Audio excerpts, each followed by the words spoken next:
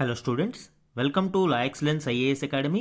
ఈరోజు మనం సెప్టెంబర్ 3 నాటి ఈనాడు న్యూస్ పేపర్లోని ఇంపార్టెంట్ కరెంట్ అఫైర్స్ గురించి డిస్కస్ చేద్దామండి. బిఫోర్ దట్ మనము ప్రీవియస్ క్లాస్లోని క్వశ్చన్ ఆఫ్ ద డే గురించి చూద్దాము. కరెంట్ ఖాతా లోటు, కరెంట్ అకౌంట్ డెఫిసిట్కి సంబంధించి ఈ క్రింది ప్రకటనలను పరిగణించండి. లాస్ట్ క్లాస్లో మనం చూసాము కరెంట్ అకౌంట్ డెఫిసిట్ అంటే ఏంటి, బ్యాలెన్స్ ఆఫ్ పేమెంట్ అంటే ఏంటి, అండ్ వీటికి సంబంధించిన కీలక ఇన్ఫర్మేషన్ మనము డిస్కస్ చేయడం జరిగింది. ఆ కంటెక్స్ట్లో రెండు స్టేట్మెంట్స్ని ఇచ్చానండి. 1 by 1 మనం ఇప్పుడు చూద్దాం. స్టేట్మెంట్ 1 చూడండి. ఒక దేశం దిగుమతుల కంటే ఎక్కువ వస్తువులు మరియు సేవలను ఎగుమతి చేస్తుంది అని దీని అర్థం. నో లాస్ట్ క్లాస్లోనే మనం చూసాము ఈ కరెంట్ అకౌంట్ని మనము జిఎస్టీ అని గుర్తుపెట్టుకోమని చెప్పాను, గూడ్స్ సర్వీసెస్ అండ్ ట్రాన్స్ఫర్ పేమెంట్స్కి సంబంధించి. సో ఒక దేశం తన దిగుమతుల కంటే ఎక్కువ వస్తువులను మరియు సేవలను ఎగుమతి చేస్తూ ఉంటే లోటు ఎందుకు వస్తుందండి? దానిని ఏమంటారు? కరెంట్ అకౌంట్ మిగులు అని పిలుస్తాం మనము.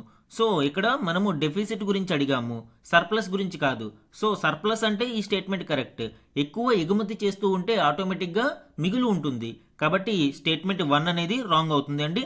సో మనకి ఏ మరియు సి రెండింటిని ఎలిమినేట్ చేయవచ్చు. సెకండ్ స్టేట్మెంట్ చూడండి. కరెంటు ఖాతా లోటు పెరుగుదల కరెన్సీ బలహీనతకు దారితీస్తుంది.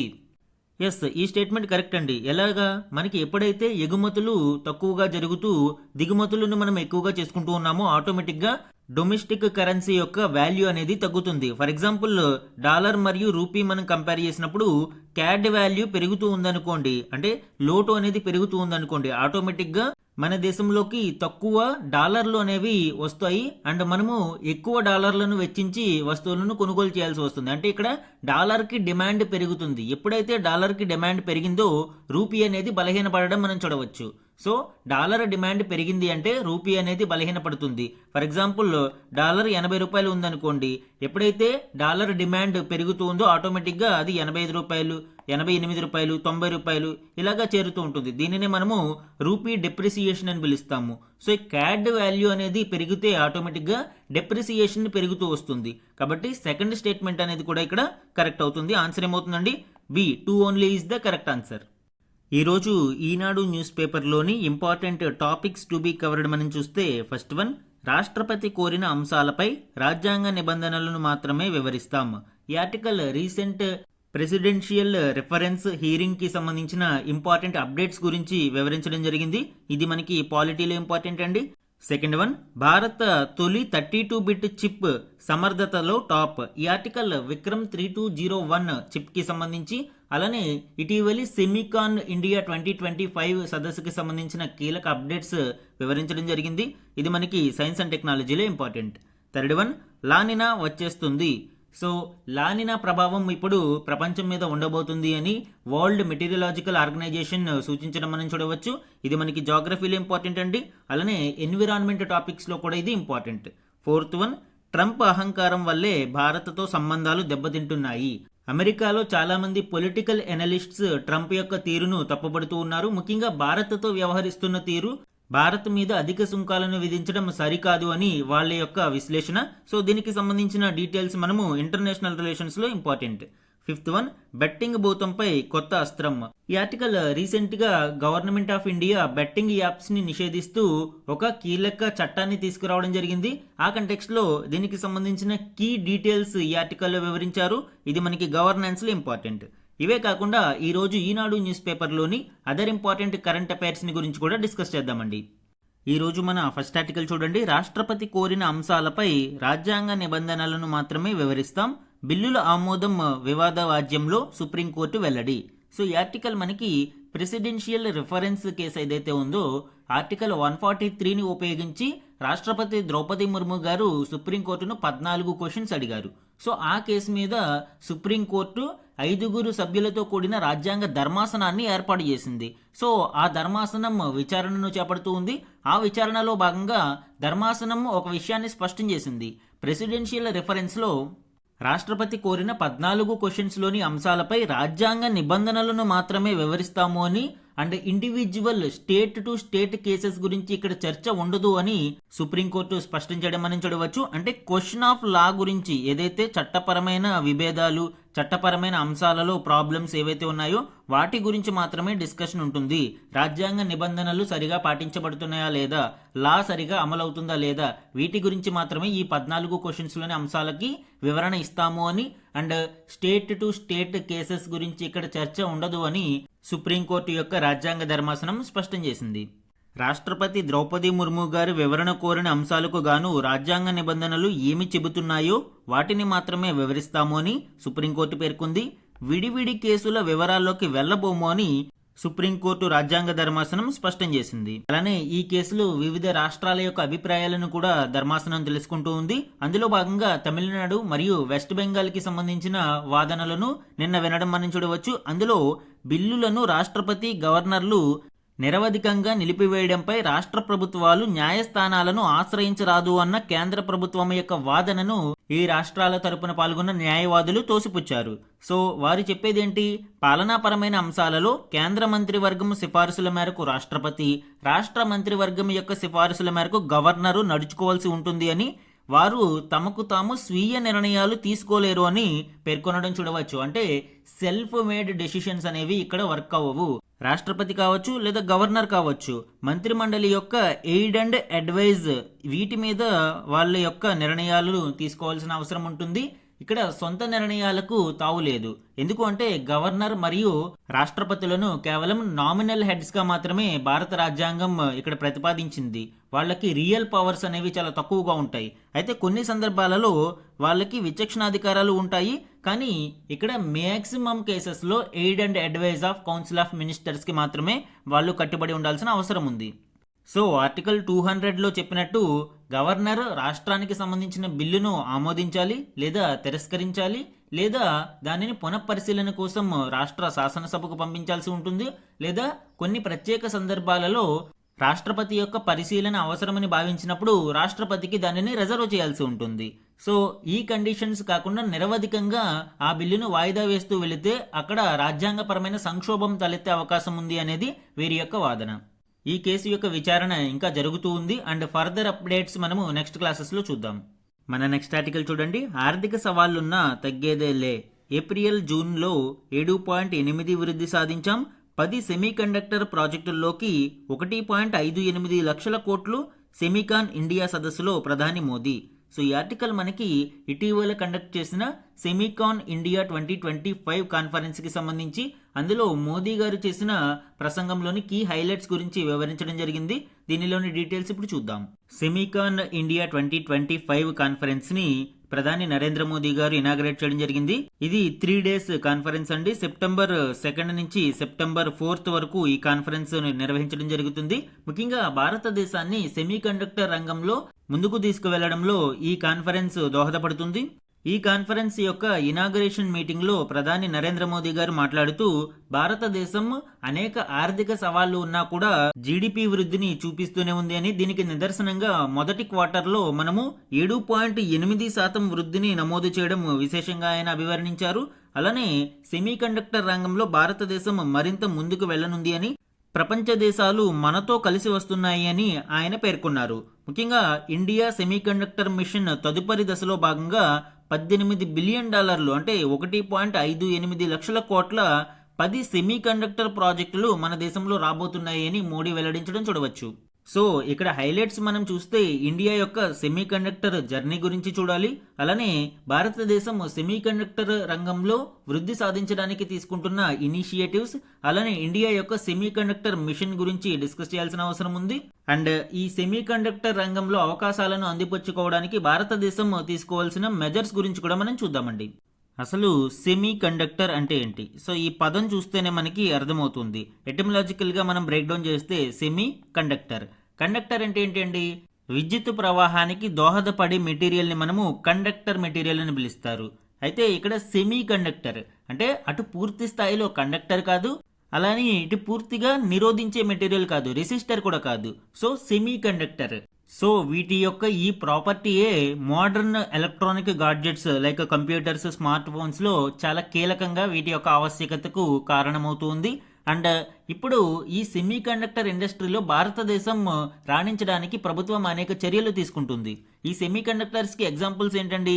ముఖ్యంగా సిలికాన్ చెప్పవచ్చు, అలానే జెర్మీనియం అండ్ జింక్ ఆక్సైడ్. సో ఇవన్నీ కూడా మనము సెమీ కండక్టర్స్కి బెస్ట్ ఎగ్జాంపుల్స్గా చెప్పవచ్చు.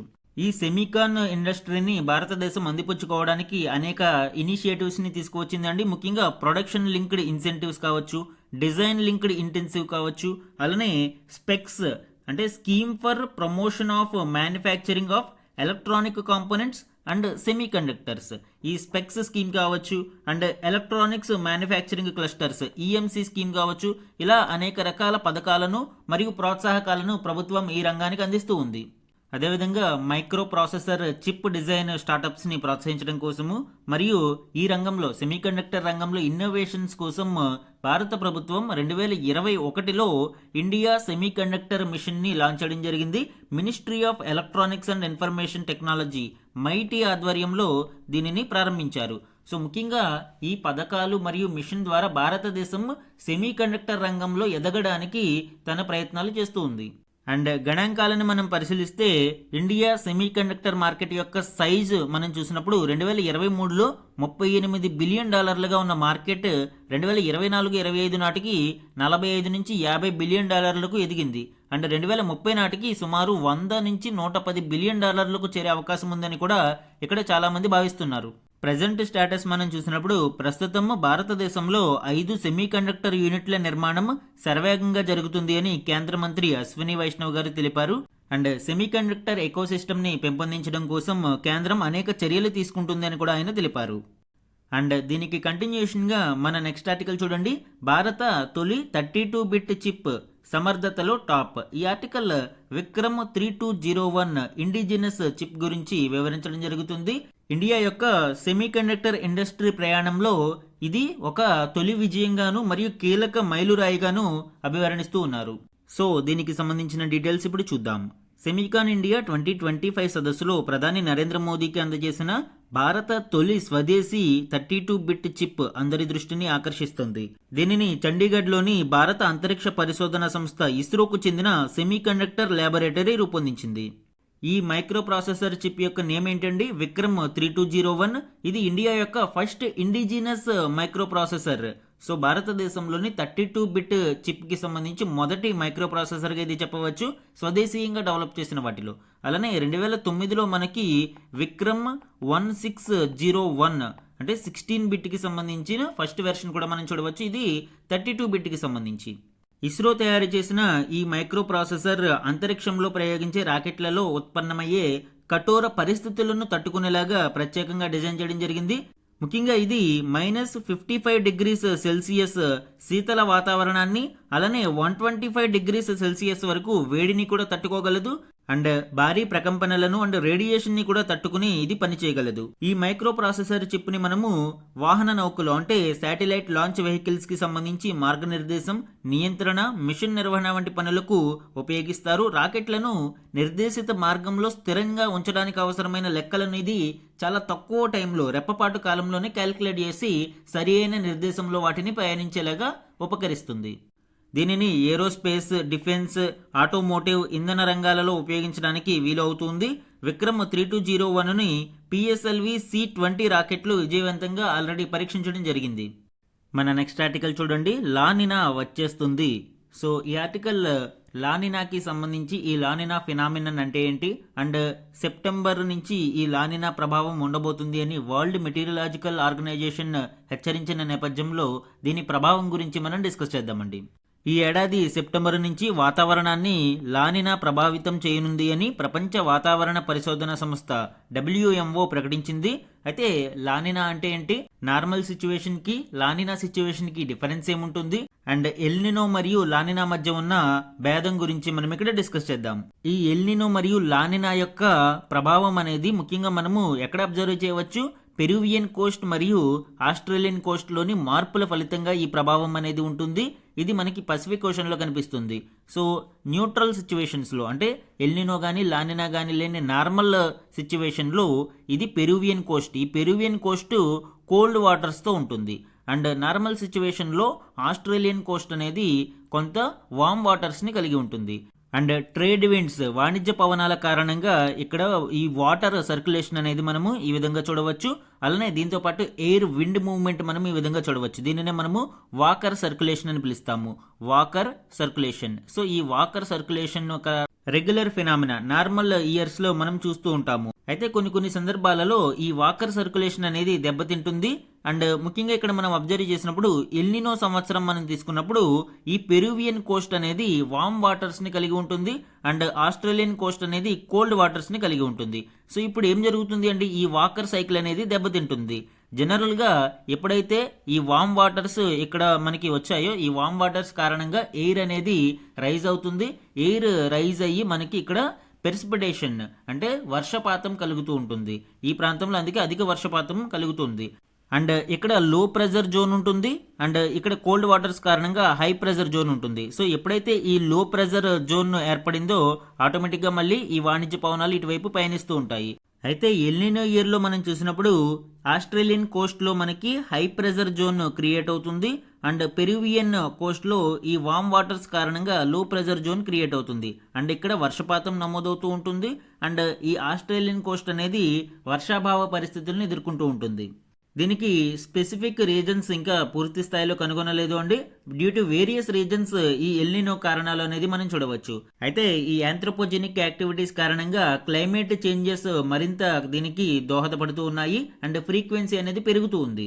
లానినా సిచ్యువేషన్ అగైన్ డిఫరెంట్ గా ఉంటుంది. నార్మల్ సిచ్యువేషన్ లో పెరువియన్ కోస్ట్ కోల్డ్ వాటర్స్ కలిగి ఉంటే ఈ లానినా సిచ్యువేషన్ లో ఇక్కడ కోల్డ్ వాటర్స్ మరింత తీవ్రంగా ఉంటాయి అండ్ ఆస్ట్రేలియన్ కోస్ట్ నార్మల్ గా వామ్ వాటర్స్ ని కలిగి ఉన్నప్పుడు ఈ లానినా సిచ్యువేషన్ లో ఆస్ట్రేలియన్ కోస్ట్ మరింత వేడెక్కుతుంది అండ్ హై ప్రెసిపిటేషన్ మనం చూడవచ్చు. లో ప్రెజర్ కూడా చాలా ఎక్కువ లో ప్రెజర్ జోన్ అనేది క్రియేట్ అవుతుంది. సో ఈ విధంగా ఇక్కడ లో ప్రెజర్ అనేది చాలా ఎక్కువ ఇంటెన్సిటీ ఉంటుంది అండ్ ఇది లానినా సిచ్యువేషన్. ఈ ఎల్నినో లానినా ప్రభావం మనం చూసినప్పుడు ఎల్నినో ప్రభావం కారణంగా ఆస్ట్రేలియన్ కోస్ట్ డ్రైగా మారుతుంది, వర్షాభావ పరిస్థితులను ఎదుర్కొంటుంది. లానినో కారణంగా అధిక వర్షాలు ఎక్కువయ్యి వరదలకు గురవుతూ ఉంటాయి. సో ఇక్కడ చూడండి, పెరు దేశ సమీపంలో పసిఫిక్ మహాసముద్ర జలాలు వేడెక్కితే ఎల్నినో, చల్లబడితే లానినా ఏర్పడతాయి. ఇది సింపుల్ గా ఇక్కడ మనం జస్ట్ వన్ లైన్ లో చెప్పాలంటే ఇలా చెప్పవచ్చు. అయితే భారతదేశం మీద ఎల్నినో మరియు లానినా ప్రభావం ఏంటి అనేది మనకి ఇంపార్టెంట్.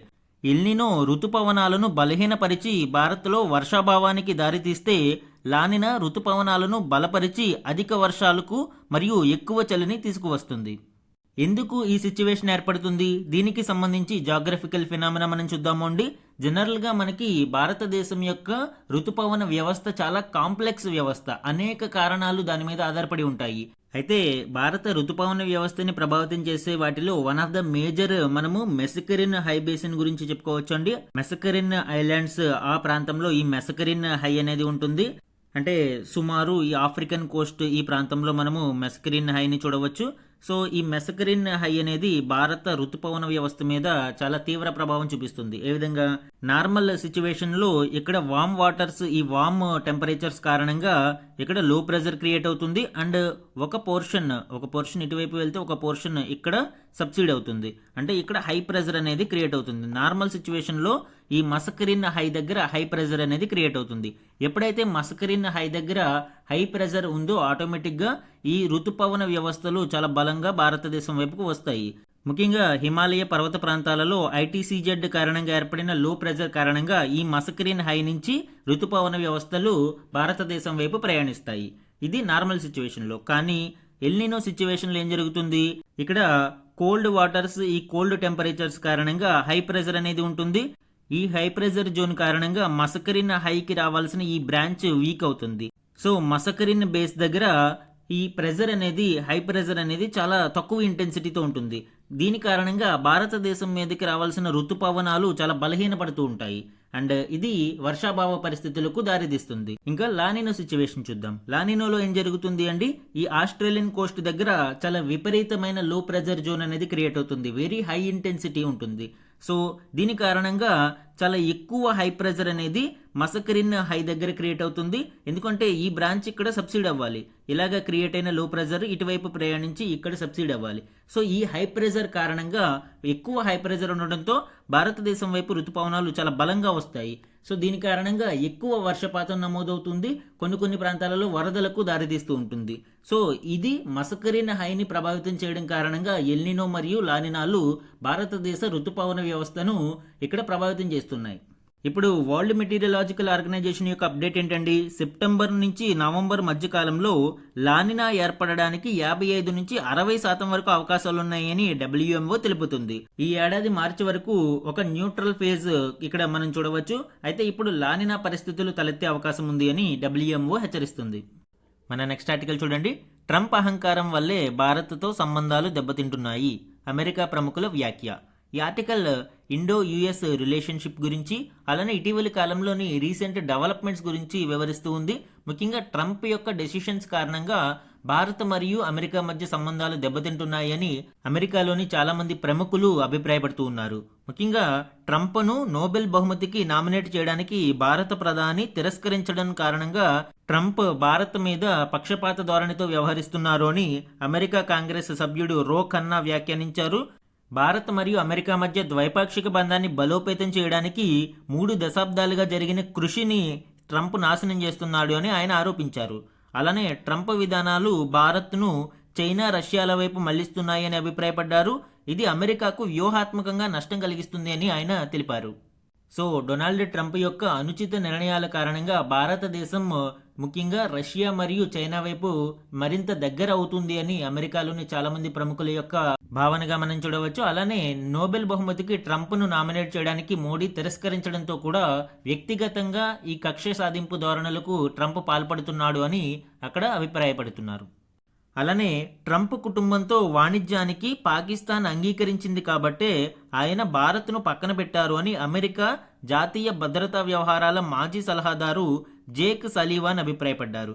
సో ఇటీవల మనం చూస్తున్నాము ఆసిఫ్ మున్నీర్తో ట్రంప్ చాలా ఎక్కువగా మీటింగ్ అవుతూ ఉండడము అండ్ భారత్ని పక్కన పెట్టి పాకిస్తాన్ని ఎక్కువ ప్రోత్సహించడం మనం చూస్తున్నాం. ఇది డొనాల్డ్ ట్రంప్ తన వ్యాపార అభివృద్ధికి పర్సనల్ ఇంట్రెస్ట్స్తో పాకిస్తాన్ దగ్గరికి తీసుకుంటున్నారు అని, ముఖ్యంగా బలూచిస్తాన్ ప్రావిన్స్ లోని కీలక మినరల్స్ కోసం ఆయన పాకిస్తాన్ను దగ్గరికి తీసుకుంటున్నారు అనేది చాలా మంది విశ్లేషకుల అభిప్రాయము. దీనికోసం భారత్తో సంబంధాలను పణంగా పెట్టడానికి కూడా ట్రంప్ వెనకాడడం లేదు అనేది ప్రముఖుల వ్యాఖ్యగా మనం చూడవచ్చు. మన నెక్స్ట్ ఆర్టికల్ చూడండి, బెట్టింగ్ భూతంపై కొత్త అస్త్రం. ఈ ఆర్టికల్ భారతదేశంలో ఆన్లైన్ గేమ్స్ గురించి మరియు బెట్టింగ్ యాప్స్ గురించి అండ్ వీటి ప్రభావం కారణంగా యువత ఎదుర్కొంటున్న సమస్యలు అండ్ దానికి సంబంధించిన గణాంకాలని వివరించడం జరిగింది. దీనితో పాటు ఇటీవల కేంద్ర ప్రభుత్వం తీసుకువచ్చిన చట్టం గురించి అండ్ దీని మీద మనము మరిన్ని జాగ్రత్తలు తీసుకోవాల్సిన అవసరం గురించి ఈ ఆర్టికల్లో వివరించారు. ఇందులోని కీ హైలైట్స్ ఇప్పుడు చూద్దాం. కొన్ని గణాంకాల ప్రకారం ప్రపంచవ్యాప్తంగా ఆన్లైన్ ఆటలు ఆడేవారిలో 5వ వంతు భారతీయులే ఉన్నారు అని ఇండియా గేమింగ్ నివేదిక వెల్లడించింది. అంటే ప్రపంచవ్యాప్తంగా ఉన్న ఆన్లైన్ గేమర్స్ లో 1/5 భారతదేశంలోనే ఉన్నారు. అండ్ ఈ ఆన్లైన్ గేమ్స్ బెట్టింగ్ యాప్స్ ని డౌన్లోడ్ చేసే వారిలో ప్రపంచవ్యాప్తంగా మన వాటా 15% ఉంది. సో ఇవి ముందు చిన్న మొత్తాలను ఆశగా చూపిస్తాయి. సో కొంత అమౌంట్ వీళ్ళకి పడుతూ ఉంటుంది. దీనితో వాళ్ళు ఆ గేమ్స్ కి అట్రాక్ట్ అవుతారు. ఎప్పుడైతే గేమ్స్ లో డబ్బులు పోయినాయో వాళ్ళు లోన్ యాప్స్ ని డౌన్లోడ్ చేస్తారు. లోన్ యాప్స్ ద్వారా భారీ ఇంట్రెస్ట్లకి వీళ్ళు లోన్స్ ని తీసుకుని ఇక్కడ మనం ఆల్రెడీ గెలిచాం కాబట్టి మళ్ళీ గెలుస్తాము, ఆ డబ్బుల్ని తీసుకొచ్చి లోన్ కట్టేద్దాము అనే ఉద్దేశంతో లోన్ యాప్స్ ని ఇక్కడ డౌన్లోడ్ చేస్తారు. లోన్ యాప్స్ నుంచి లోన్స్ తీసుకుంటారు, మళ్ళీ బెట్టింగ్ లో పెడతారు. దీని కారణంగా ఇది విష వలయంలాగా మారుతుంది. చాలా మంది యువత ఆత్మహత్యలకు ఇది కారణమవుతూ ఉంది. వీటితో పాటు ఇవి మానసిక ఆరోగ్యం మీద కూడా తీవ్ర ప్రభావాన్ని చూపిస్తూ ఉన్నాయి. ప్రపంచ ఆరోగ్య సంస్థ తాజాగా గేమింగ్ డిజార్డర్ ను ఆరోగ్య సమస్యగా గుర్తించింది. అంటే తరచుగా గేమ్స్ ఆడుతూ ఉండడము అండ్ నిద్రపోతూ ఉన్న సమయంలో కూడా గేమ్స్ గురించి ఆలోచిస్తూ ఉండడము, ఆన్లైన్ గేమ్స్ కి విపరీతంగా అడిక్ట్ అయిపోవడము, వీటిని గేమింగ్ డిజార్డర్ అని పిలుస్తారు. సో ఈ గేమింగ్ డిజార్డర్ ని ఇప్పుడు ఆరోగ్య సమస్యగా గుర్తించారు. అండ్ చాలా మంది ప్రముఖులు కూడా సెలబ్రిటీస్ ఈ గేమింగ్ యాప్స్ ని ప్రోత్సహించడము, బెట్టింగ్ యాప్స్ కి ప్రమోట్ చేస్తూ ఉండడం చూస్తూ ఉన్నాము. రీసెంట్ సర్వేస్ ప్రకారం ఆన్లైన్ మనీ గేమ్స్ సుమారు 45 కోట్ల మంది భారతీయులపై దుష్ప్రభావాన్ని చూపిస్తున్నాయి అని, వీటి వల్ల ప్రజలు 20,000 కోట్లకు పైగా నష్టపోయారు అని కేంద్ర మంత్రి అశ్విని వైష్ణవ్ వెల్లడించారు. దేశంలో 14 కోట్ల మంది నిత్యం గ్యాంబ్లింగ్ ఆడుతూ ఉంటే ఐపీఎల్ లాంటి పోటీలు జరిగినప్పుడు సుమారు 35 కోట్ల మంది ఈ గేమింగ్ యాప్స్కి మరియు బెట్టింగ్స్కి అట్రాక్ట్ అవుతున్నారు.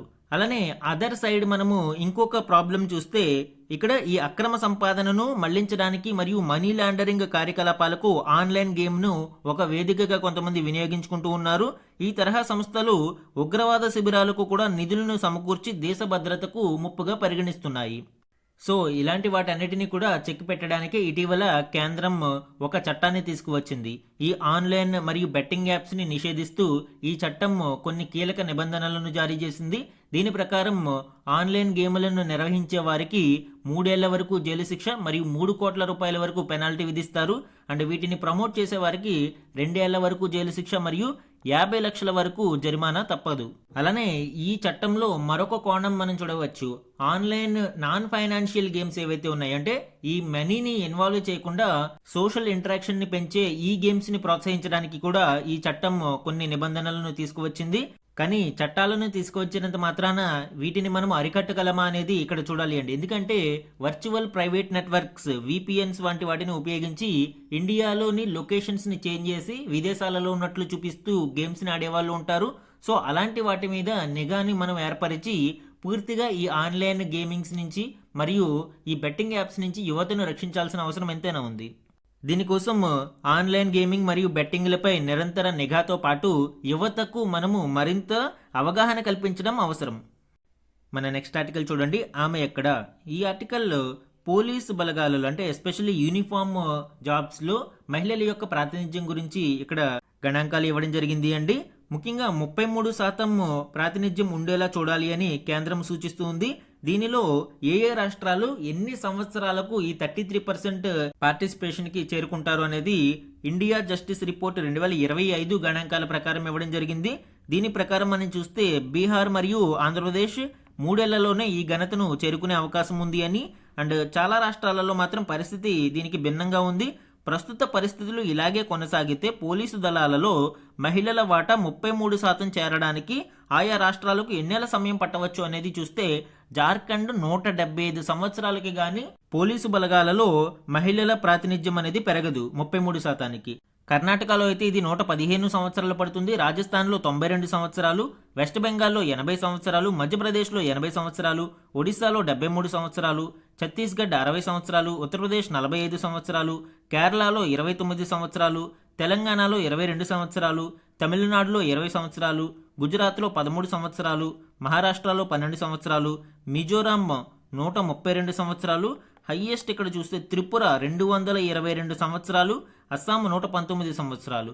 సో ఈ విధంగా మనము నార్త్ ఈస్ట్ ఇండియాని చూసాము, అండ్ మెయిన్ ల్యాండ్ ఇండియాలో కూడా మనం చూసినప్పుడు చాలా వేరియేషన్ అనేది కనిపిస్తూ ఉంది. ఈరోజు వన్ లైనర్ కరెంట్ అఫైర్స్ని చూడండి. బీమా నియంత్రణ అభివృద్ధి ప్రాధికార సంస్థ IRDAI చైర్మన్గా మాజీ ఆర్థిక కార్యదర్శి అజయ్ సేత్ 2025 సెప్టెంబర్ 1న బాధ్యతలు స్వీకరించారు. సో లాస్ట్ క్లాసెస్లో కూడా వీటి గురించి డిస్కస్ చేసాము. పర్సనల్ న్యూస్లో ఇలాంటివి ఇంపార్టెంట్ అండి ఎగ్జామ్ పాయింట్ ఆఫ్ వ్యూలో. నెక్స్ట్ వన్, అంతర్జాతీయంగా అత్యుత్తమ ఆర్కిటెక్చర్ నైపుణ్యాలతో నిర్మించిన ప్రాంగణాలలో ఇన్స్టిట్యూషన్స్ కేటగిరీలో మన దేశం నుంచి కర్నూలులోని IIIT ప్రాంగణం 9వ స్థానంలో నిలిచింది. సో అంతర్జాతీయంగా IIIT కర్నూలు 9వ స్థానంలో నిలవడం వన్ ఆఫ్ ద అచీవ్మెంట్గా చెప్పుకోవచ్చు. ఇన్స్టిట్యూషన్స్ కేటగిరీలో IIIT కర్నూలు 9వ స్థానంలో నిలవడం విశేషం. 2024 నవంబర్లో సింగపూర్లో వరల్డ్ ఆర్కిటెక్చర్ ఫెస్టివల్ 2024ను నిర్వహించారు. అన్ని కేటగిరీల్లో కలిపి ప్రపంచవ్యాప్తంగా 760 సంస్థలు పోటీ పడ్డాయి. అందులోని అత్యుత్తమ ప్రాంగణాలను ఇటీవల ప్రకటించారు. దానిలో భారతదేశం నుంచి కర్నూలు IIIT 9వ స్థానంలో నిలిచింది. ఈరోజు మన క్వశ్చన్ ఆఫ్ ద డే గురించి చూడండి. ఇటీవల వార్తల్లో నిలిచిన విక్రమ్ 3201 అనేది దేనికి సంబంధించినది? ఇక్కడ 4 ఆప్షన్స్ ఇవ్వడం జరిగింది అండి. ఈ టాపిక్ గురించి ఈరోజు మనం డిస్కస్ చేసాం. ఆ కంటెక్స్ట్లో ఈ క్వశ్చన్ని ఫ్రేమ్ చేశాను. ఇందులో కరెక్ట్ ఆప్షన్ని ఐడెంటిఫై చేసి ఆన్సర్ని కమెంట్ సెక్షన్లో కమెంట్ చేయండి.